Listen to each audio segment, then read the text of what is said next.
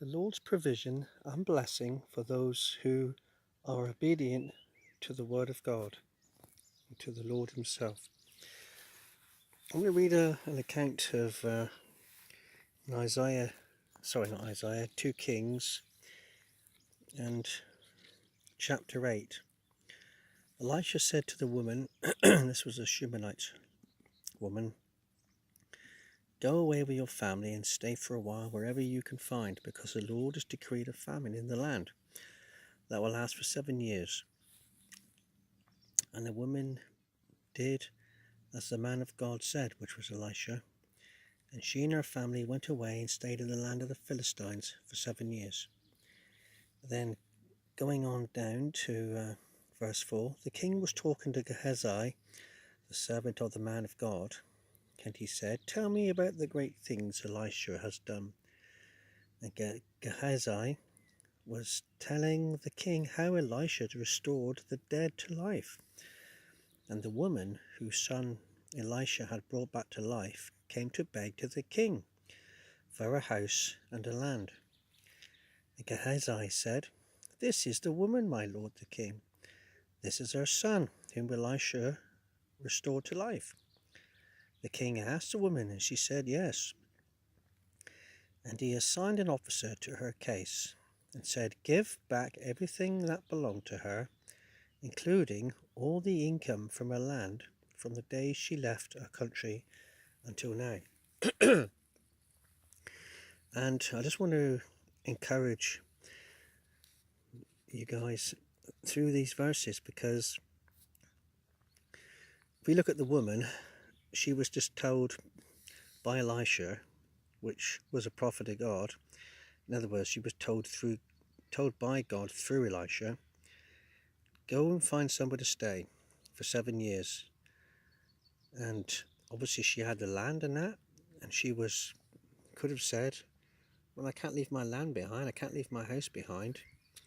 Somebody might rob it or take over it, and I'll have nothing when I come back. And all these things would have gone through her mind. But nevertheless, she obeyed Elisha, which in effect was obeying God. And she trusted Elisha, which in effect is trusting God. And then towards the end, when the 7 years were up, I'm sure it would have gone through her mind, well, how is the Lord going to work this out? How's God going to work this out? She thought to herself, well, I'm going to have to go to the king. I'm just going to have to beg to him for the land. And so she does just that. And she gets to the king. The Lord so arranged things wonderfully that the king was being told about this woman already, just at the time she arrived. Talking about providence and God's timing. It's amazing. And when the king found out that this was a woman and this was the son, he said, okay, I want you to, so I'm going to assign an officer to this case. And not only did the woman get her land back and her property back, but she got 7 years worth of income from the land back. So she came back with a mighty blessing to help her financially to get going again. Because, and only because, she was obedient to the word of the Lord. I would encourage you that when the Lord wants you to do something and it's hard, maybe it's financially hard, as I said before, maybe it's a case of if you've got, I don't know, you've got £1,000 saved up, you don't actually need it right now, but somebody is in desperate need and you give most of it to them. But you do it because the Lord's prompted you.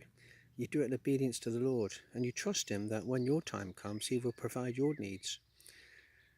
And the Lord will do just that, because the time will come when your need comes, and somebody, or somehow, you get a whole load of money from someone else to help you with your needs.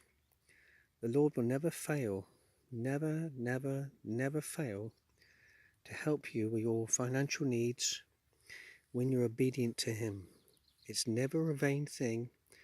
It's never a silly thing to trust the Lord with your finances when he asks you to give. then give, because he'll always help you back again. Whatever it might be in life, if you're obedient to the Lord, there's not only a blessing at the end, there's a double blessing. Because for her, it was a blessing of getting the land back. It was a double blessing because she had 7 years financial benefits that came back with it. And I'm not a propagator of obedience to the Lord means you're going to get money and all this kind of thing, like some people preach and teach. But I'm simply saying that when the time comes and your needs have to be met, the Lord will make sure that you're not the one that has to go out begging. So be encouraged, and just simply, when it's hard, nevertheless, be obedient to the Lord, and you shall see the blessing for it.